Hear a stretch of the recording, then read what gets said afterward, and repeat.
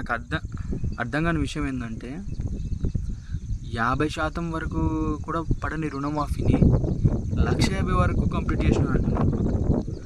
అసలు 1,50,000 రూపాయల వరకు మాఫీ అయినట్టు ఉంటే సుమారు గత ప్రభుత్వానికి 15,000 కోట్ల నుంచి 17,000 కోట్లు పడుతుంది. ఇప్పుడున్న 2 లక్షల వరకు అయితే ఇప్పటి వరకు చేయాల్సింది. కానీ రిలీజ్ చేసిన 12,000 కోట్లు 1,50,000 రూపాయల వరకు రుణమాఫీ అయింది అంటున్నారు.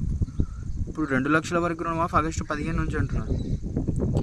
మరి 2 లక్షల వరకు రుణమాఫీ ఏ చేసినా అంటే ఫస్ట్ రాని వాళ్ళ సంగతి అంతేనా? రైతులు లిస్ట్ కరెక్ట్ చేయండి. ఎందుకంటే ఎమోషనల్గా ఉంటారు రైతులు. ఆవేశం లేదన్నా చేసుకుంటారు. అప్పులలో ఉన్నారు. రైతు బంధు ఎట్లా విడుదల చేయలేదు. కనీసం రుణమాఫీ అన్న క్లారిటీతో చేయండి. బడ్జెట్ లేకపోతే ఇంకో 6 నెలల్లో రిలీజ్ చేస్తాం మిగతా వాళ్ళందరికీ అని చెప్పండి. అంతేగాని మేము చేసినామని గొప్పలు చెప్పుకో